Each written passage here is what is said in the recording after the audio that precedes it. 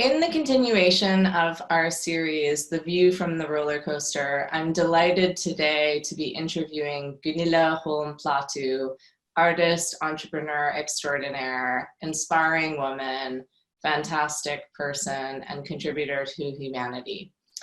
I'm Nadia Sood, CEO of Credit Enable. This is the series, The View from the Roller Coaster, real stories told by real entrepreneurs. Gunilla, delighted to be with you today, and thank you. Thank you for having me, Nadia. I'm happy to be here.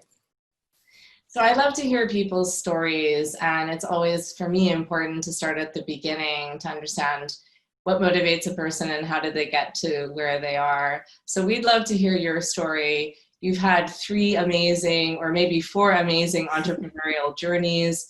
First as a very famous TV presenter in Norway and Scandinavia, later as an artist, and latterly as an artist activist, maybe coincidentally or by accident, but 3 very different entrepreneurial journeys. So tell us how you started off and a little bit about your story. Yeah, well, I think I maybe started as an entrepreneur when I was 19. I was thinking about it when you gave me the questions, because I started my first company when I was 19, and I was modeling and dancing, and I needed to send invoices, and my mom learned me accounting, so I just found that really satisfying and fun. And I also started selling my first artworks when I was 19. So that was a big rush. It's like someone is buying my artwork and I didn't even know the person. So that was a spark. But then I just went into my studies and my degrees in art direction. And I started going to auditions, TV auditions, because I needed spare money. And then I ended up in TV for 6 years. Wow, what a journey. So the entrepreneurial bug just struck you so young. I think so. And I had my first ever job when I was 10 years old. I picked strawberries and I was just making my own money and counting the hours and the money. That was a big rush too.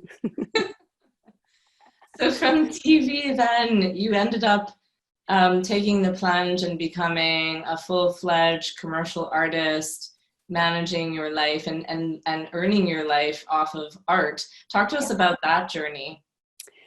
Well, I have been painting my whole life. People ask me, when did you start painting? And I just answer, I never stopped. But when I was in TV, I didn't have enough time to paint. I missed it. So one day I just wrote on a letter. I think I actually saw Oprah Winfrey the day before. She told people to just write a sentence, just use your instinct, don't think. Just write, what do you want to do or what do you miss? And I wrote, I want to work with color. So I missed color and I just knew that I needed to do something with color. As you can see, I did. And then I sold my house. I had a big, huge debt on my house. And I moved to my parents' cottage, which is quite freezing during winter. So I was a starving and freezing artist when I started. I was 30 years old. Were you scared? Talk to us about the emotions you were feeling, or did you just take the plunge and not think about it? Yeah, I think I didn't have a clue. If I knew what I had to do to become an artist, I wouldn't do it because I was clueless. And I just did it. So that's my strength, I think. I just don't hesitate. I just do it. And I don't have the mental capacity to see what's in front of me. And the fortunate thing was that I was quite famous at the time in Norway. So the newspapers and the magazines and TV, they'd all, oh, she's becoming an artist. So they made like stories about it and articles about it. So I had good press release when I became an artist.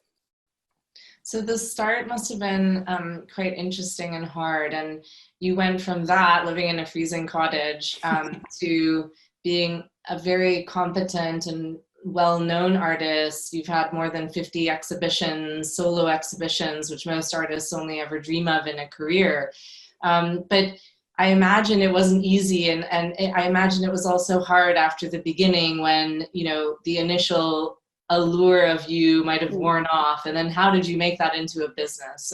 How did you go through the day-to-day of getting yourself to where you are today? Yeah, that's a good point, because you have to reinvent yourself all the time as an artist, and it is really hard. And I don't think I've managed well all the time, but I always, if I have time to just be still, something is always coming.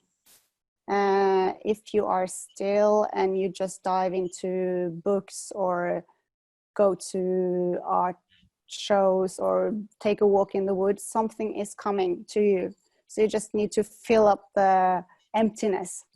And then I just run with my emotions. If I feel something, I just pour it out on the canvas or paper.